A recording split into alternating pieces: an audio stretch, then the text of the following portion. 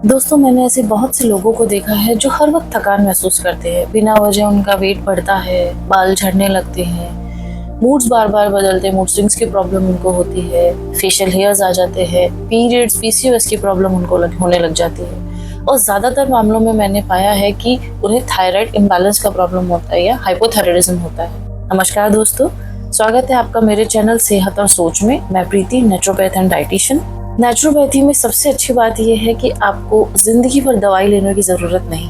अगर सही नेचुरोपैथी इलाज मिले तो थायराइड परमानेंटली हील हो सकता है, ठीक हो सकता है। तो दोस्तों, आज मैं आपके साथ एक पूरा नेचुरोपैथी ट्रीटमेंट प्लान शेयर करूंगी, ठीक वही जो मैं अपने क्लाइंट्स को देती हूँ, जिसमें शामिल है आपकी डाइट, हर्ब्स और नेचुरोथेरेपीज और योगा आसन। दोस्तों, इस वीडियो को आगे बढ़ाने से पहले एक बार मैं एक छोटा सा ओवरव्यू आपको दे देती हूँ कि हम इस वीडियो में क्या क्या डिस्कस करने वाले हैं। सबसे पहला है कि हाइपोथायराइडिज्म होता क्या है, उसके बाद गोइटर और हाइपोथायराइडिज्म में अंतर क्या है, उसके बाद हाइपोथायराइडिज्म के लक्षण क्या है, उसके कारण क्या है, कौन से की मिनरल्स है जो थायराइड हेल्थ के लिए बहुत जरूरी है, उसके बाद मेरा पूरा naturopathy treatment and diet plan, और लास्ट में हमें किन चीजों को अवॉइड करना है। तो चलिए दोस्तों, सबसे पहले हम ये समझते हैं हाइपोथायराइडिज्म होता क्या है। दोस्तों, आपके गले में एक छोटी सी बटरफ्लाई तितली के आकार की ग्रंथि होती है जिसे हम थायराइड ग्लैंड कहते हैं। इसका काम होता है हार्मोन बनाना, जो आपके शरीर में energy, metabolism, weight, digestion, period, skin और मूड, इन सबको कंट्रोल करता है। थायराइड मुख्य रूप से दो हार्मोन बनाता है। सबसे पहला है T4, इसे हम थायरोक्साइन कहते हैं। दूसरा है T3, इसे हम ट्रियोडोथायरोनाइन कहते हैं। आई नो दोस्तों, ये थोड़ा सा साइंस पार्ट है, लेकिन मैं फिर भी इसको सिंपल भाषा में आपको समझाऊंगी। देखिए, T4 शरीर में ज्यादा बनता है, लेकिन ये एक स्टोर किया हुआ हार्मोन होता है। असल में जो काम करता है वो होता है T3, और T4 को T3 में बदलना जरूरी है, वरना शरीर आपका क्या थका थका सा महसूस करेगा। अब अगर आपका थायराइड स्लो है, काम नहीं कर रहा है, तो T4 से T3 में कन्वर्जन ठीक से नहीं होगा। इसका मतलब हार्मोन तो बन रहे हैं लेकिन एक्टिव नहीं हो पा रहे हैं। यहाँ पर एक और जरूरी हार्मोन होता है जिसे हम कहते हैं TSH, थायराइड स्टिमुलेटिंग हार्मोन, जो आपका दिमाग बनाता है, और ये थायराइड को बताता है कि आपको जो T4 T3 हार्मोन है ये कितने आपके बॉडी को बनाने, आपके थायराइड को बनाने। अब हाइपोथायराइडिज्म में होता क्या है कि आपका T3 और T4 तो कम हो जाता है और आपका TSH लेवल बढ़ जाता है, क्योंकि दिमाग थायराइड को बार बार दबाव डाल रहा होता है। कई लोग ग्वाइटर, जो गलगंड होता है ना, उसको थायराइड समझ लेते हैं। ग्वाइटर का मतलब है ग्रंथि के आकार बढ़ना, और हाइपोथायराइडिज्म का मतलब है ग्रंथि ठीक से हार्मोन नहीं बना रही है। दोनों एक साथ हो सकते हैं, लेकिन दोनों एक ही चीज नहीं है। आई होप आपको हाइपोथायराइडिज्म के बेसिक्स क्लियर हो गए होंगे। तो अब हम इस वीडियो को आगे बढ़ाते हैं और इसके कॉमन सिम्टम्स के बारे में बात करते हैं। तो दोस्तों, हाइपोथायराइडिज्म में जो सिम्टम्स आते हैं वो है, हर वक्त आपको थकान महसूस होगी, आपको नींद ठीक से नहीं आएगी, आपका वेट इजीली बढ़ने लगेगा, आपके हेयर फॉल ज़्यादा होने लग जाएगा, आपकी स्किन ड्राई रहेगी या बेजान सी महसूस हो लगने लगेगी, हाथ पैर आपके हमेशा कोल्ड रहेंगे, आपको कॉन्स्टिपेशन रह सकता है, आपका मूड स्विंग्स होगा या मूड लो रहने लग जाएगा, या आप डिप्रेशन जैसा भी महसूस करने लगेंगे। फ्रेंड्स, अगर ये सारे सिम्टम्स या इनमें से 2-3 सिम्टम्स भी हैं तो प्लीज़ आप इसे इग्नोर मत कीजिए और चिंता भी मत कीजिए, क्योंकि थायराइड को नेचुरोपैथी ट्रीटमेंट से परमानेंटली ठीक किया जा सकता है। तो दोस्तों, जब अब हमने इसके सिम्टम्स के बारे में बात करी है, तो अब हम ये भी समझ लेते हैं कि ये होता क्यों, इसके कारण क्या है, क्योंकि जब आप इसकी वजह को समझेंगे तभी आप सही इलाज कर पाएंगे। तो इनमें सबसे पहला कारण है ऑटो इम्यून थायराइडिटिस, जिसको हम हाशिमोटोस कहते हैं। इसमें क्या होता है कि आपकी इम्यूनिटी सिस्टम जो है ना, वो थायराइड को अटैक करने लगती है और धीरे धीरे उसे नुकसान पहुंचाती जाती है। दूसरा है आयोडीन की कमी। थायराइड को हार्मोन बनाने के लिए आयोडीन चाहिए, अगर ये नहीं मिलेगा तो ये ग्रंथि ठीक से काम नहीं कर पाएगी। तीसरा है आपकी गट हेल्थ, ये सब एक बहुत बड़ा कारण है। अगर आपका पाचन तंत्र कमजोर है या उसमें स्वेलिंग है या अल्सर की प्रॉब्लम है, तो सेलेनियम, जिंक, आयरन और मैग्नीशियम जैसी जरूरी मिनरल्स आपकी बॉडी एब्जॉर्ब नहीं कर पाएगी, जो कि थायराइड को बैलेंस करने के लिए जरूरी है। उसके बाद है क्रॉनिक स्ट्रेस, चिंता, जो लंबे समय से अगर आपको कोई तनाव है तो ये आपकी एड्रेनल ग्लैंड्स को थका देता है और वहीं से थायराइड इम्बैलेंस शुरू हो जाता है। दोस्तों, और भी कुछ कारण है, जैसे कि प्रेगनेंसी और मेनोपॉज के बाद भी हार्मोनल चेंजेस आते हैं, कुछ मेडिसिन से भी हो जाता है, गले में कोई पुरानी सर्जरी या रेडिएशन हुआ हो तो कभी हमारी जैसे रोजमर्रा में हमारे टॉक्सिन्स जैसे फ्लोराइड, कीटनाशक, प्लास्टिक, ऐसा कुछ अगर हमारे खाने में चला जाता है तो इनकी वजह से भी थायराइड इम्बैलेंस हो जाता है। तो दोस्तों यही वजह है कि नेचुरोपैथी में हम सिर्फ थायराइड का इलाज नहीं करते, हम आपके पूरे सिस्टम का इलाज करते हैं। तो दोस्तों ट्रीटमेंट प्लान पर जाने से पहले या उसके बारे में डिस्कस करने से पहले यहाँ पर एक बात मैं बहुत जरूरी आपको बताना चाहती हूँ कि अगर आप सच में थायराइड को ठीक करना चाहती हैं तो ये 3 मिनरल्स आपकी बॉडी में बैलेंस रहने चाहिए, क्योंकि ये थायराइड को बैलेंस करने में मदद करते हैं। थायराइड ठीक से काम करे उसके लिए सिर्फ हार्मोन ही नहीं, इन 3 मिनरल्स की भी ज़रूरत होती है। ये जैसे छोटे छोटे असिस्टेंट के रूप में काम करते हैं जो थायराइड हार्मोन को सही तरह से चलने में मदद करते हैं। तो पहला मिनरल है सेलेनियम, हार्मोन कन्वर्ट करने वाला मिनरल इसको भी हम कहते हैं। सेलेनियम की सबसे बड़ी भूमिका होती है T4 को T3 में बदलना। T4 एक एक्टिव हार्मोन है और T3 वो हार्मोन है जो असल में शरीर का मेटाबॉलिज्म, एनर्जी और मूड को कंट्रोल करता है। अगर आपके शरीर में सेलेनियम की कमी होगी तो भले ही कितना भी T4 बन रहा हो वो T3 में नहीं ही बदलेगा। आप सेलेनियम कहाँ से, नेचुरल सोर्सेज से कैसे ले सकते हैं? आप पंपकिन सीड से ले सकते हैं, सनफ्लावर सीड से ले सकते हैं, ब्राजील नट्स, दिन में 1 या 2 आप रोज ले वो भी काफी है। दूसरा मिनरल है जिंक, थायराइड और इम्यून सिस्टम को सपोर्ट करने के लिए। जिंक आपके शरीर को थायराइड हार्मोन को सही तरीके से इस्तेमाल करने में मदद करता है, और अगर आपको हाशिमोटोज या जैसी ऑटोइम्यून थायराइड की समस्या है तो जिंक आपके लिए इम्यून सिस्टम को शांत करने में भी मदद करता है।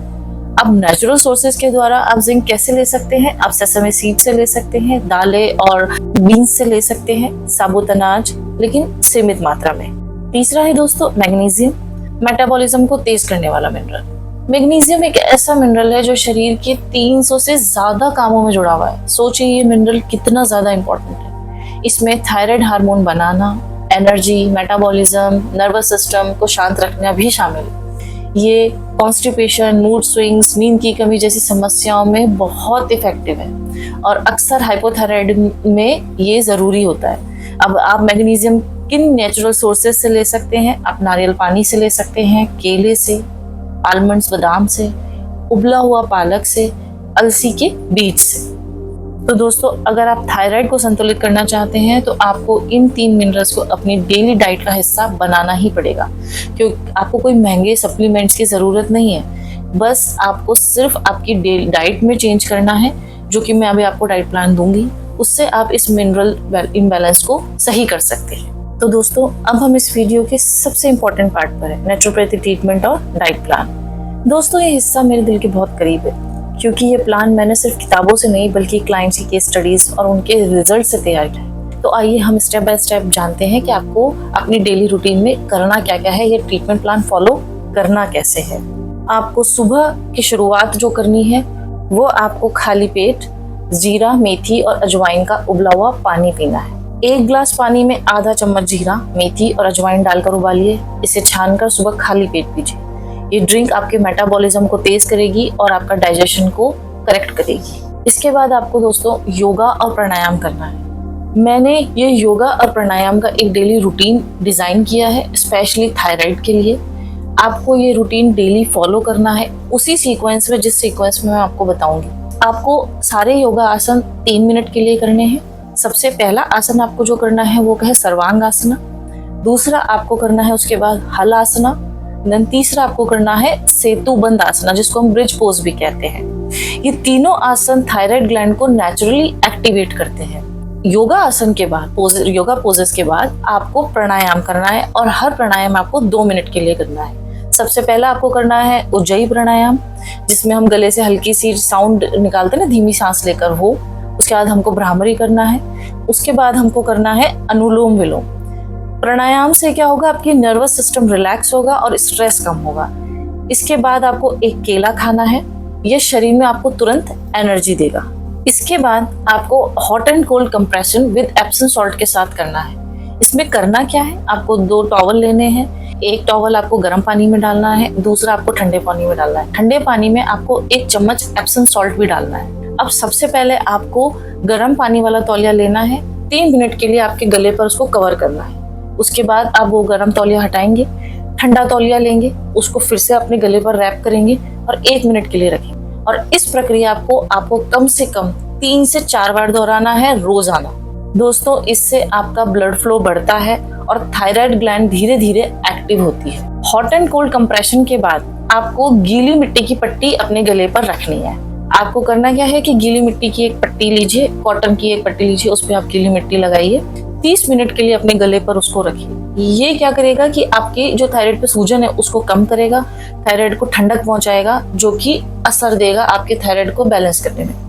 और यहाँ पर दोस्तों मैं एक बात और बोलूंगी, अगर संभव हो, पॉसिबल हो, तो हफ्ते में 2 से 3 बार गुनगुने पानी का आप एनीमा जरूर ले। इससे होता क्या है कि आपके आंतें साफ होती हैं, न्यूट्रिएंट्स का एब्जॉर्प्शन बेहतर होता है, कॉन्स्टिपेशन की प्रॉब्लम भी ठीक होती है और थायराइड को फंक्शन करने में बेहतर मदद मिलती है। अब बात करते हैं कि आपको डाइट में क्या क्या लेना है। तो आपको ब्रेकफास्ट, लंच और डिनर में मिलेट्स शामिल करने हैं, अनाज जो हमारे होते हैं वो, जैसे कि फॉक्सटेल, बैनियार्ड, अमरनाथ, किनुआ, है ना, बाजरा, रागी, ज्वार, ये सारे हमको अपने डाइट में शामिल करने हैं। इनमें जैसे आप जब यह बनाएंगे तो इनमें ऊपर से आप जैसे पंपकिन सीड, सनफ्लावर सीड्स या अलसी के बीज हल्का सा ऊपर से डालकर खाएं। शाम को आपको नारियल पानी पीना है, साथ में कुछ भीगे हुए आपको बादाम लेने हैं। डिनर के बाद आप एक छोटा चम्मच त्रिकटु पाउडर जरूर लें। ये एक आयुर्वेदिक हर्ब है जो आपके डाइजेशन को ठीक करेगा, न्यूट्रिएंट्स को एब्जॉर्ब करने में शरीर में मदद करेगा। रात को सोने से पहले आपको 1 टेबलस्पून अश्वगंधा रूट पाउडर लेना है पानी के साथ। दोस्तों मैं अश्वगंधा इसीलिए आपको सजेस्ट कर रही हूँ क्योंकि ये स्ट्रेस को कम करता है, आपकी नींद की क्वालिटी को बढ़ाता है और थायराइड फंक्शन को सपोर्ट करने में मदद करता है। दोस्तों जो ये डाइट प्लान मैंने आपको दिया है, ये आपकी जो मिनरल इम्बैलेंस की प्रॉब्लम है, थायराइड जिसकी वजह से इफेक्ट होता है, उसकी कमी को ये पूरा करता है। तो आप इसको वैसे ही फॉलो कीजिए जैसे कि मैंने जिस ऑर्डर में मैंने आपको बताया है। तो दोस्तों हम अपने नेक्स्ट सेक्शन की तरफ चलते हैं, थिंग्स टू अवॉइड। हमें किन चीज़ों को अवॉइड करना है। दोस्तों ट्रीटमेंट का मतलब चीज़ें जोड़ना नहीं है, कुछ चीज़ें कम करना भी है, कुछ छोड़नी भी पड़ेंगी हमको, है ना। अगर आप सच में थायराइड को बैलेंस करना चाहते हैं तो ये चीज़ें आप ज़रूर आपको अवॉइड करनी है, आपको नहीं ही लेनी है। सबसे पहला है, कुछ सब्जियां हैं खासकर कच्ची जो आपको बिल्कुल भी नहीं खानी है, जैसे कच्चा ब्रोकली हो गया, पत्ता गोभी, फूल गोभी, सरसों के पत्ते। ये सभी फूड ग्वाइटरजेनिक फूड है। इनका मतलब है ये थायराइड हार्मोन बनने में रुकावट डालते हैं या बाधा डालते हैं, तो आपको इनको नहीं खाना है। इसका मतलब ये नहीं कि आपको खाना ही नहीं, आपको खाना है कम मात्रा में, लेकिन पका हुआ या उबला हुआ। आप स्टीम करके खा सकते हैं इसको, लेकिन कच्चा सैलेड के रूप में आपको इनको बिल्कुल भी नहीं खाना है। दूसरा है सोया और उससे बने प्रोडक्ट्स, जैसे soya protein, tofu, soya milk. ये जैसी चीजें जो होती है हार्मोन को डिस्टर्ब करती हैं और आयोडीन एब्जॉर्प्शन को भी रोकती हैं, तो आपको ये चीजें बिल्कुल अवॉइड करनी है, आपको सोया से दूरी रखनी है। तीसरा है ग्लूटेन। अगर आप हाशिमोटोस केस हैं तो ग्लूटेन सेंसिटिविटी तो ऑब्वियसली होगी, तो आपको वो बिल्कुल ही अवॉइड करनी है। आपका ग्लूटेन बिल्कुल नहीं पचा पाएगी बॉडी। ग्लूटेन शरीर में इन्फ्लेमेशन पैदा करता है, जिससे हार्मोन बैलेंस बिगड़ता है और मिनरल भी एब्जॉर्ब ठीक से नहीं हो पाते। उसके बाद है चीनी और रिफाइंड कार्ब्स। मुझे पता है ये बता रही हूँ तो लोगों को लग रहा होगा कि ये चीनी और हम मीठा कैसे छोड़ें, लेकिन दोस्तों अगर आपको थायराइड ठीक करना है तो आपको ये वाली चीनी का पार्ट आपको छोड़ना ही पड़ेगा। इसमें जो बेसिकली आपको छोड़ना है वो क्या है, सफ़ेद चीनी, वाइट शुगर, बेकरी के आइटम, है ना, मिठाइयाँ, ये सब आपको छोड़नी पड़ेंगी क्योंकि ये मेटाबॉलिज्म को धीरे करती है, स्लो डाउन करती है और फिर से आपका वजन बढ़ने लगता है और एनर्जी लेवल डाउन हो जाता है। अब जो 5वीं चीज आपको छोड़नी है वो सबसे टफ है, चीनी के बाद, मीठे के बाद, वो है कैफीन। मुझे पता है काफी लोगों को कैफीन, कॉफी पीने की सुबह सुबह बहुत आदत होती है, खाली पेट सुबह सुबह कॉफी चाहिए। लेकिन अगर आप थायराइड से परेशान हैं या उससे गुजर रहे हैं, इनबैलेंस है, तो आपको सुबह सुबह खाली पेट कॉफी छोड़नी ही होगी। खाली पेट कॉफी पीने से होता क्या है कि हमारा आयरन एब्जॉर्प्शन या मिनरल एब्जॉर्प्शन रुक जाता है, वो बॉडी नहीं कर पाती है, और जो हमारा स्ट्रेस हार्मोन है, जो कॉर्टिसोल हार्मोन है, वो हमारा बढ़ जाता है और उसकी वजह से हमारा थायराइड इनबैलेंस होता है। तो आपको ये आदत छोड़नी ही पड़ेगी। आपको टी और कॉफी बिल्कुल ही अवॉइड करनी है अगर आपको थायराइड का प्रॉब्लम है तो। दोस्तों हीलिंग सिर्फ दवाइयों से नहीं होती है। जो चीजें आपके शरीर को नुकसान कर रही है, कभी कभी उन्हें हटाने से भी बीमारी ठीक होती है।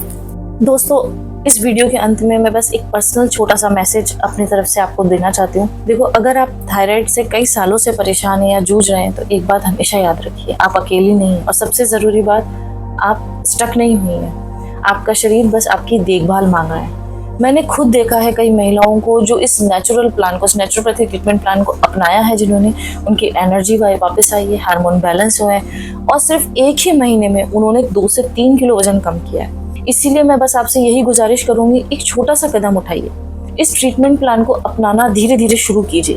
आपका शरीर जरूर रिस्पॉन्ड करेगा और आपको फिर से खुद को वैसा ही महसूस करने लगेंगे जैसा आप हाइपोथायराइडिज्म से पहले थी। और लास्ट में मेरी आपसे यही रिक्वेस्ट है कि अगर ये वीडियो आपको थोड़ा भी हेल्पफुल लगा हो तो प्लीज इसे उन लोगों से शेयर कीजिए जो कि हाइपोथायराइडिज्म से गुजर रहे हैं, शायद उनकी थोड़ी सी मदद हो पाए। और लास्ट में मैं जैसे हमेशा कहती हूँ, अगली बार तक के लिए स्वस्थ रहिए, नेचुरल रहिए और खाने को ही अपनी दवा बनाइए।